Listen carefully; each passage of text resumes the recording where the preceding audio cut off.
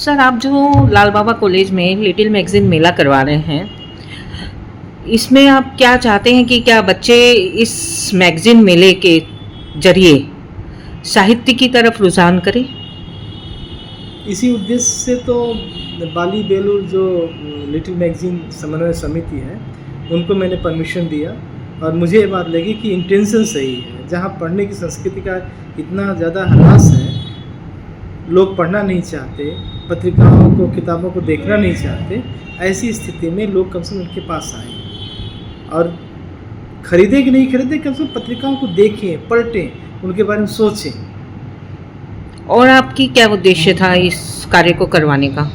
मेरा उद्देश्य यही था कि बच्चे जितने हमारे कॉलेज के हैं और जो इधर के बहुत सारे स्कूल के बच्चे हैं, मैंने इनसे बात की थी कि आप स्कूलों में जाइए, वहाँ से बच्चों को लाइए, वहाँ के टीचर को लाइए, उनको ला कर के कम से कम पढ़ने की तरफ उनको मोड़िए।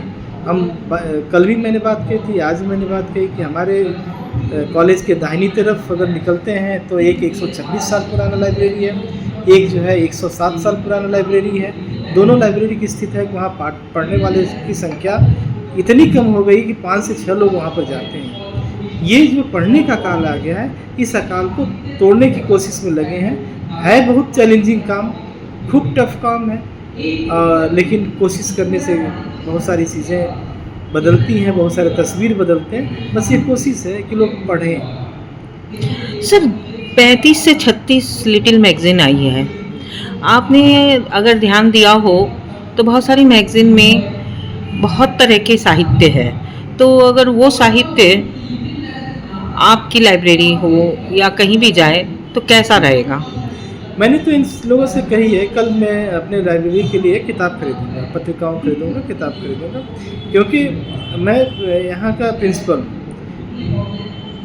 एक सब्जेक्ट की जानकारी मुझे है, यहाँ पर दूसरे बहुत सारे सब्जेक्ट के से संबंधित पत्रिकाएँ आई हैं। मैंने अपने सारे जो हमारे टीचर हैं, डिपार्टमेंट के जो इंचार्ज हैं, उनसे मैंने कही है कि आप लोग मंडे को किताब और पत्रिका को देखिए, जो आपके विषय से संबंधित हो या लाइब्रेरी में रखना जिनको ज़रूरी है, आप उनको लीजिए और यहाँ पर जरूर रखिए। मैं अगर देखने जाऊँगा 1 या 2 सब्जेक्ट को डील कर सकता हूँ। यहाँ तो सारे सब्जेक्ट के हाँ, यहाँ पर सारे सब्जेक्ट की पत्रिकाएं हैं।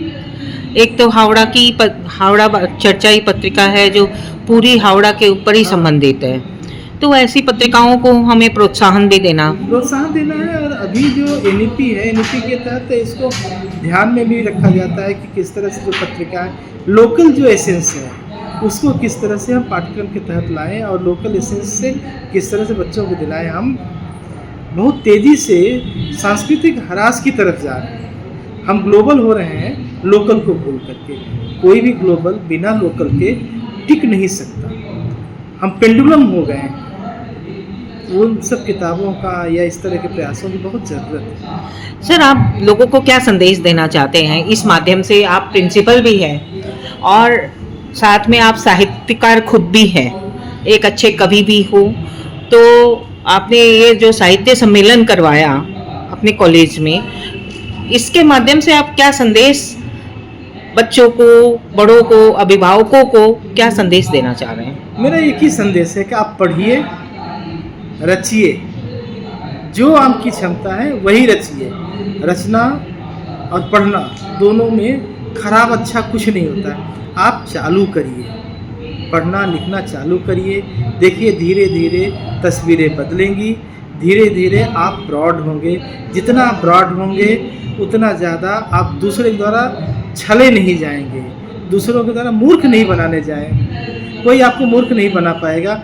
आज का दौर विचित्र दौर है, एक दूसरे को लोग मूर्ख बनाने की फितरत में लगे हैं। ये फितरत जो है वो ख़त्म हो, तभी ख़त्म हो सकती है।